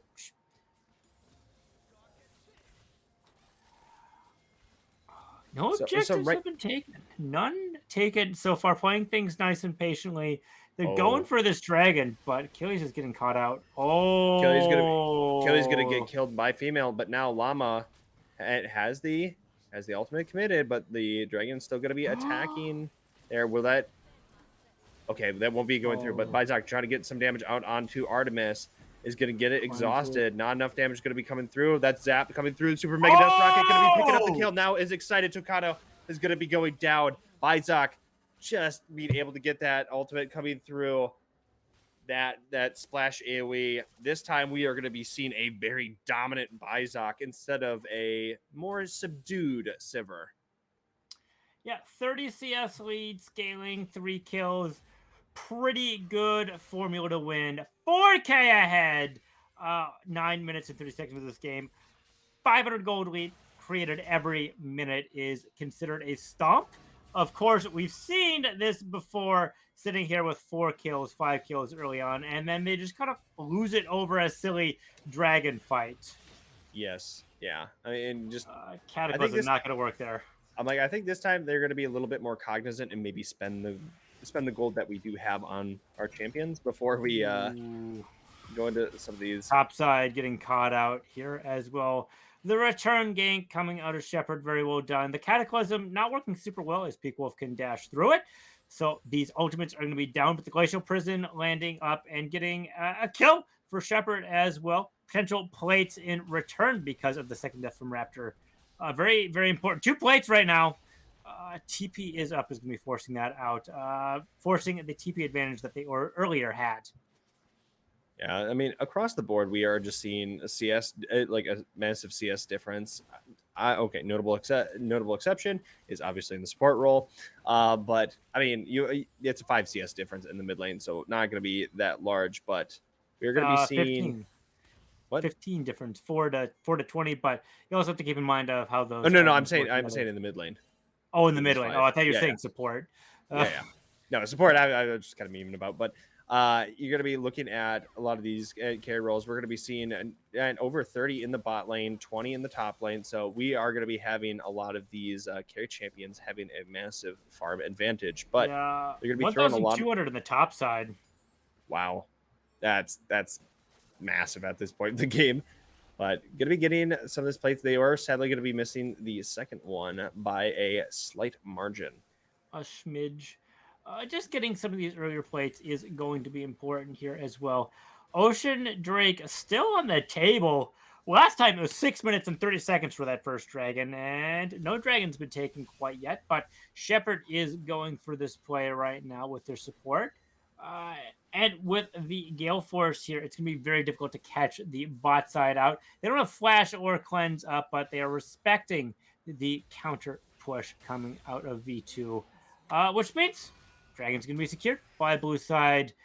Ultimate not stealing it. Right now, this is just going to be a very brutal top side for Raptor. Mm-hmm. Like I did like the option of picking Mordekaiser. That is a potential flex one, but I don't know what they had for that's going to be a nice riposte. Achilles coming to the top side. Going to be flag dashing through. That's going to be Cataclysm used. Going to be dropped pretty quickly. It's going to be Smite used by Achilles, so they're unable to find any really, nothing to value in the top lane. You didn't even give an ultimate out of Wolf. Yeah, I talked about Fiora as a counter to the top side. I was expecting it to be on the other side of the map, but we still got it. Rhea's kind of in trouble. They did use the exhaust onto Rhea. Will that be enough? Super Meg, Death Rocket going to be coming through. Now is excited. Vizak, okay, just going to be Gale Force. Okay, they will get a kill onto Rhea there. Going to be taking the damage from the tower, but Vizak just going to be 5-0 at this point in the game. This is a don't forget about the magical footwear, getting that for free as well. Yeah. Changing the gold on champion as well. Already has the dagger as well. Surely, once they get a reset at almost 2,000 gold on character, they're going to get the Berserker Greaves, which is so nice. They don't have to build a Kraken Slayer here. There's not as much tankiness on the other side of the board here. But big items Shepard going to be coming through. That will be a fair bit of damage. Will Bizak be picking up this kill again? No, will not be able to. But that's going to be a flash match for match, and Shady Llama is going to be going down. But call it your anonymous tip line. Just Bizak just really just command and crimes out here, left, right, center, and once they get this something, say something. Tell your jungler. Exactly. Yeah. Tell your jungler that your jungler is now the pseudo police outside of. Okay, I understand because it works with Caitlyn in directly, but from Arcane. No, wait. Constable Trundle also does qualify for police. So Volibear? The Volibear. Yeah. Demacia always looking for justice as well. So. J4. Yeah, fair. Just don't ask about what they're doing to mages. It doesn't matter. We have Lux. Lux is a part of our nation. Yeah, we got Lux. Just don't invent cell phones and record us. Yeah, but that being said, plated steel caps from the top side to really stop some of these auto attacks coming out of Wolf. They do have Divine Sunderer though, range with Grasp. Yeah. Oh, no level gap. Oh, I misspoke. Wolf just hit level 11. There's a level gap from the top side as well. So an important thing to note is that the Vitals proc from Fiora is true damage. So scaling with AD. Yeah. I'm like, you won't reduce a lot of the damage with the plated steel caps. I mean, you will reduce some, but sadly, I think Well, you you maybe get auto resets, right? I believe Q is an enhanced auto as well, yeah, so you'll it get is an some enhanced auto value. attack. But Yeah, I'm like you get some, but like there's true damage, yeah, I say true damage is tough. They're going to be giving up some damage into the bot side tower for this Rift Herald. And hey, this is the second Rift Herald of the game. I think that this is just going to be crammed in the mid wave, open it up. Actually, this is going to be the first tower of the game going down. This is a smart pickup. yeah. First tower into the bot side versus Rift Herald. They're going to get a little bit more on peak here. They're not going to get the first tower gold here, but the objective bounty is also going to be comparable to that. But mid lane versus bot tower as well. Plus, you might get the second crash here as well. So obviously favoring blue side here with peak Ruby. Not able to finally crack the second tower here as well, but they don't necessarily need to. Dragon will be coming up in the next 35 seconds. It's going to be Wind Drake, helping get some of these movement speed options here so you can get back into lanes, get some of these farmed, and create a nice, healthy gap here as well. 40 into the top side, and another 42 into the bot side as well, which is exactly what we want to be seeing. Are these big scares? They're basically a triple threat team coming out of Peak Ruby. Right now, you maybe just like want to back off as Fiora and then just play for a potential TP play to help your teammates. They don't have to. They could just split things out. They don't have. It's going to be a little bit more. Actually, the tower's low enough to where they might be able to pressure things out here. Yeah. Yeah, but you have just such a strong dominating lead. You just need to walk in nice and slowly. I don't think you need to overcommit with Shepard. Nope, yeah, you don't need to do that at all. I say start up Dragon, force them to poke. Yeah. Yeah. The issue with TPing here is you do give Raptor a chance to breathe and farm and scale things up, and you don't want to give that. You don't want to let your foot up a little bit. Don't let them breathe at all here. Second Dragon, not the biggest deal. Of course, if they do have two dragons, that's not nice for them to necessarily have. But with the gold lead that they have, they could just win this 4v4. That's going to be TP coming in behind. Will they be able to turn this onto the Mordekaiser? That's going to be Zenith Blade coming through. Bizaka is going to be cleansing on the backside. Will they be able to get enough damage out? That's going to be Cataclysm used. That's going to be Bizaka in trouble. That's going to be Massive Shutdown going over to Tucano. Now that's going to be Wolf in the midst of all of this. That's going to be him getting stunned. That's going to be Tucano not going down, barely surviving on this. And now Raptor trying to get away best they can, but it's going to be picked up by the Frostbite stacks. Artemis now trying to go after Rhea. Rhea is going to be able to push him away. This is going to be Bonfire. Bonfire is going to be able to get him some healing. That's going to be the junglers fighting back and forth. But now that's going to be probably at the cost of Rhea. Yeah, Rhea's going down. And that's going to be the Demacian standard getting the pickup. Will they be able to pick up Shepard? I don't think so, but that's going to be female coming in for the backside. It is fairly healthy here. I don't know if they are going to be able to find a grab. Everyone's pretty full health. They use a lot of mana and ultimates, though. That's going to be female getting the dash off at least. Okay, there we go. I think they could dash smite over, try and steal this. That being said, getting that big shutdown on Bozak here, they had flash up, like it was used that fight. So the Cataclysm coming down and the flash already being down from dodging previous abilities meant they're going to get caught out there. Very good for them. Oh, that was almost taken by female. Yeah, almost taken. Good news by them indeed here as they have 2 kills, which is a good setup. Hex Dragon. Oh boy, howdy, does that feel fantastic on some of these auto attackers or ability-centric champions like, I don't know, Jinx or Victor or Azrael. Both champions or all of these champions really, really do like all these stats on their character. Yeah. Wolf also died in that fight too. Yeah. Right now, this is just going to be him taking down the tower. Going to be just chasing down the length of the lane. Okay, Wolf just going to be respecting that TP coming in from Shady Llama. I was going to say, I'm like, we could see an R and just have him chase down the Mordekaiser, but Shady going to be saving his teammate, I think, there. But, ooh, will they find a look here? Lad's going to be Glacial Prison coming out. That's going to be Shepard having to dash over the wall to get away from that. Rhea is going to be able to survive this. Tucano was able to pick up a lot of those shutdowns in that last fight and now has a almost fully stacked Muramana at the 20-minute mark. So Tucano, like, obviously lost the lane, but has 2 completed items at the 20-minute mark and with upgraded boots. So Takano doing Yeah. a great job still finding relevance in this game, despite kind of a little bit of a hopeless start. With a cheaper item than an Infinity Edge Yes, as correct, well. correct. So they almost have it stacked, like I highlighted before. They weren't able to get that pickup onto Bozek there. They tried to flag and drag through the traps, which stopped that as well as they were armed.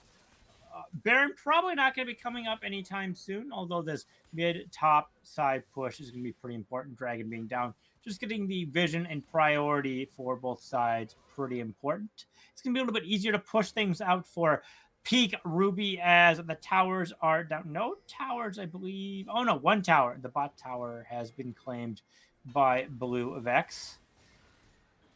It's going to Wolf be not getting you. found out. Oh, just taking a hex state. Okay, bye. Yeah, hex gates really do change the game. Normally, your timing is more constricted by you have to get to these major objectives, but the hex tech gates enable a lot of shenanigans. You can go a little bit deeper, hex gate out, and then do you want to go into the enemy side? Maybe they have some backup there. You don't know if you don't have vision, and if you're behind, that makes things a little bit more difficult. 7,000 gold lead here sitting out of PR. They have lost some fights before. But 7,000 is a pretty substantial lead, especially when we have big power spikes coming out of these 80 carries. And of course, your top side as well. Once they get their Hydra, that will be very good for them. 518 to those minions, Bozak just did. Yeah, I mean, right now, obviously having IE on Bizak is going to be obviously very important for the upcoming fight. Does have an additional crit or cloak of agility. Sorry, but right now, I think both these teams are really vying for potentially looking for a Baron. You do have a 7K gold lead, so I think that you should be predominantly winning a lot of these fights at this point, but it is still a little bit risky and chancy. Yeah, I would expect a 4-1, right? Like with the Fjord to the bot side. I don't know whether Yeah. they need to be top side here. Do the split, Oh, put the yeah, no one's over. around. This is going to be Yeah, fairly oh uncontested. yeah, they should be able to take this Baron for sure. But like the top and mid lane should be swapped in my book, as you're able to get some more rotations here. The ultimate's coming in. Where's the smite? Where was the smite the entire time? Oh my gosh, that's going to be super mega death rocket used. That's going to be Cataclysm used onto Wolf. Achilles now getting quite low themselves is then going to get picked up by Wolf. Achilles and Artemis now in trouble. Raptor trying to get away the best he can. He's going to be using Death Realm. Wolf is in there with him. Ooh. Getting a lot of this damage coming through. Shepard's going to be going on a rampage. Female coming in from the sidelines. Tucano getting blown up. And now it's Shady trying to just walk away from this play. Will he be able to turn the damage on a Female? Female is going to be getting away, healing up by that bonfire. But Bizak now here in the mid lane, going to be able to pump out a lot of this damage. Raptor was able to walk away with half health, but this is an excited Jinx, and this is a vulnerable tower with Baron buffs with Baron buffs active. We do have 20 seconds before Dragon is up. We don't necessarily need it. That Jinx hurts. Yeah, 223 damage onto champions here. They were crit attacks, but with the amount of range you're going to have is pretty important here. They're sitting at 1.5k gold here as well, so big back for them. They're going to be able to get some good resets, and they can get to the dragon super fast because of these hex tech gates as well. Them being able to get this, maybe only committing 1 or 2 resources for this dragon will be pretty good for them. There's an opportunity for Blue to steal the dragon here with the long global ultimate from Ezreal, but that might not be enough. They don't have the vision for it.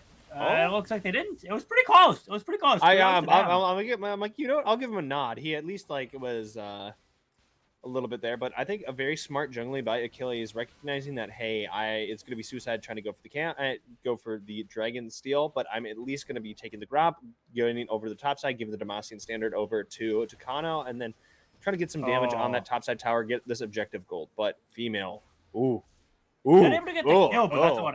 They did get the kill. Oh, never mind. Good golly, Miss Molly, that is a LeBlanc that is going to be blowing you up. Yeah, 1-3-1, getting the fight there, and then just push things out, get a Fjord onto the other side, and got a Jinx, just casually murdering a tower as you do. Anarchy mode unlocked, getting very excited once these structures are down. It So looks like they're going for a rapid fire cannon though, which I find particularly interesting. rapid fire or PD, I think are an option, but I think we're Shard. more likely going to be seeing a rapid fire just PD is considering the double range. longsword. Oh Rapid yeah, fire yeah, is yeah, yeah, signal. Yeah. Okay. yeah. Correct. Yeah, I didn't see the Kerchief's shard. Yeah, it's a good item. Don't get me wrong, Oh but yeah. you're not gonna get necessarily as much value, and you don't have to worry about getting spaced out as much. You just have to make sure you don't get flag and dragged, and then take Cataclysm, and you're fine. Okay, what is the next Jinx item after this RFC? Do you just want to at least splash a QSS?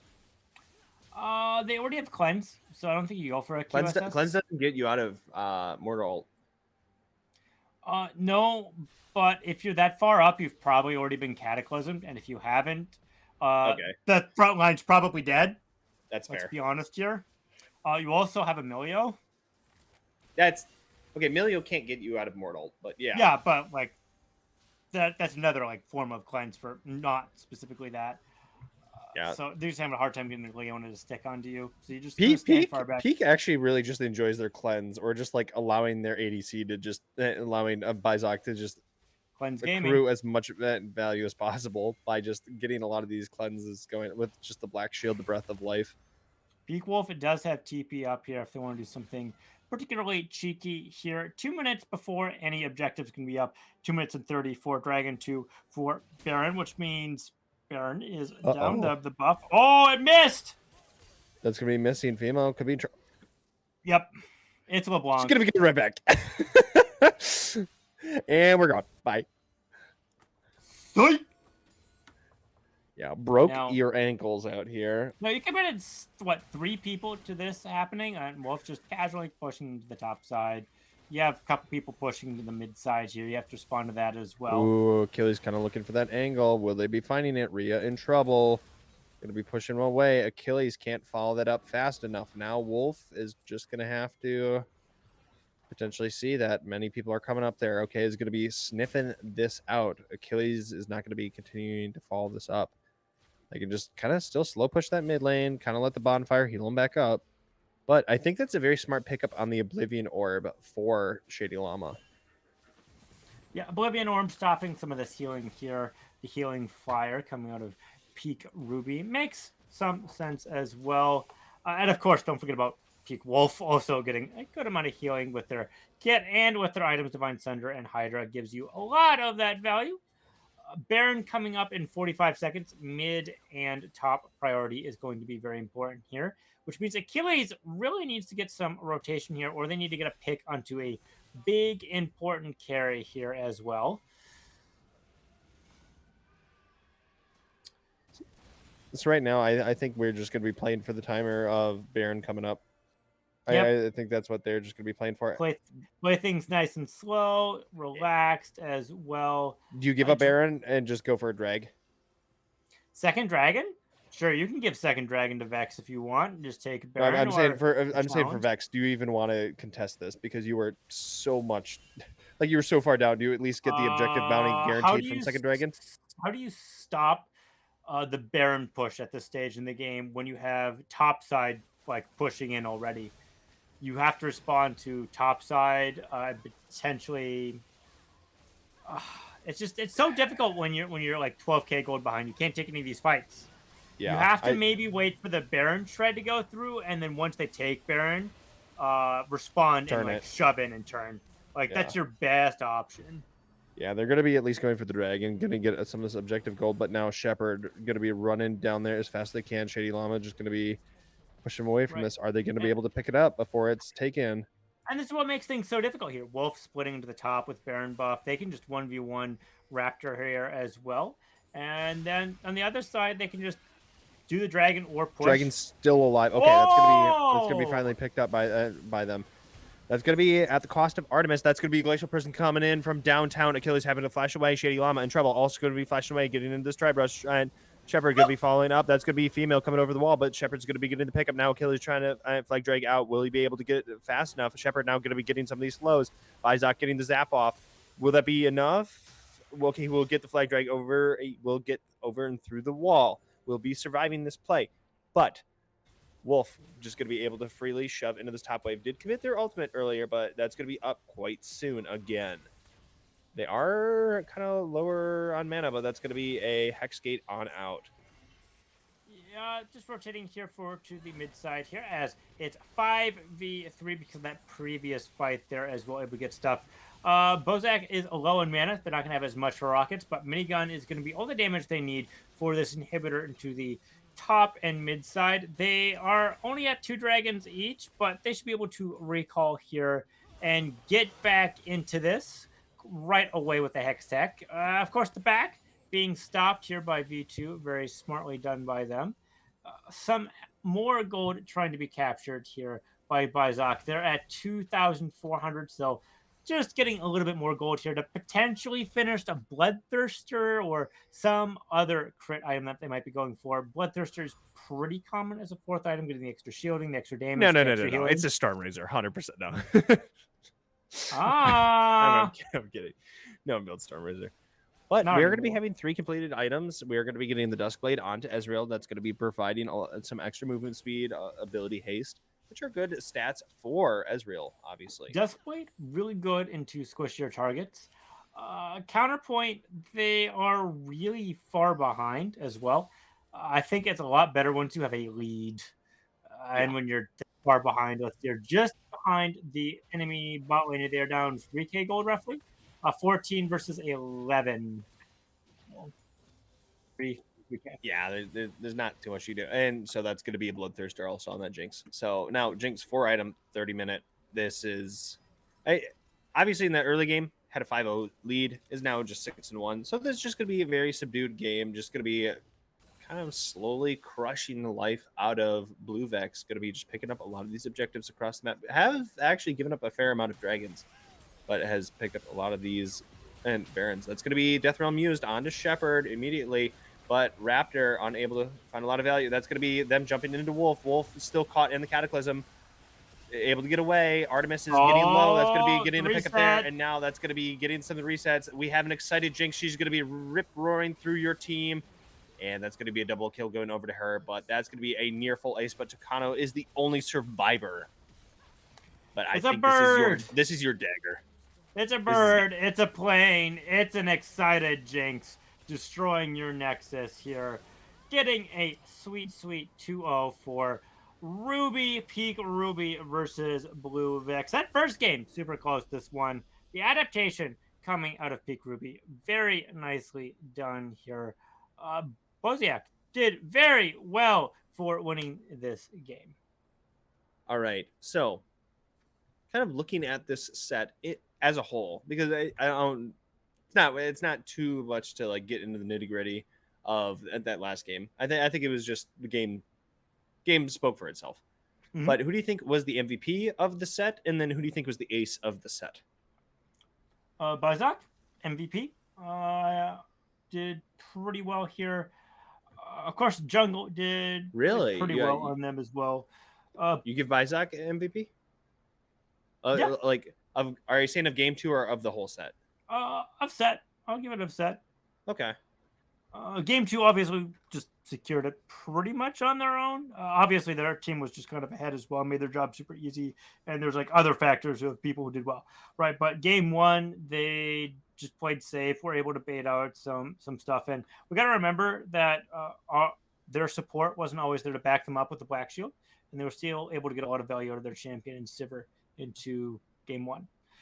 So that's why I would give them MVP. Okay. But for the other side of this equation, we saw a lot of value into the mid lane as well.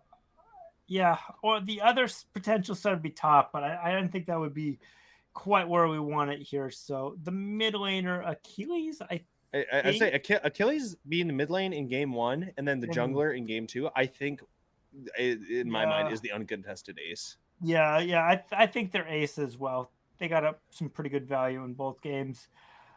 Of course, it didn't come to fruition as much as they would have liked, but they were able to get it. My one contention with that is they did get counterpick, and they only got 1 kill and 2 assists. So they weren't super high into the scoreboard, and they weren't like super high into the objectives side of this as well. That being said, if you don't have winning lanes, it's a lot harder for your jungler to do stuff. But the other side is, as jungler in these 5v5 comps, you're supposed to be really helping out your team as you have one of the most agencies in the game. The only other one you could contend with is mid and then support. So, But all right, I would like to thank everyone for joining us today for this set. This is obviously this is going over to the favor of Peak Ruby. Going to be taking this with a nice clean sweep, and I think that's going to be all for us tonight. But thank you everyone for joining us today. Thank you Abba for joining me here on the panel, and we are going to be signing off. Have a good night, ladies and gentlemen.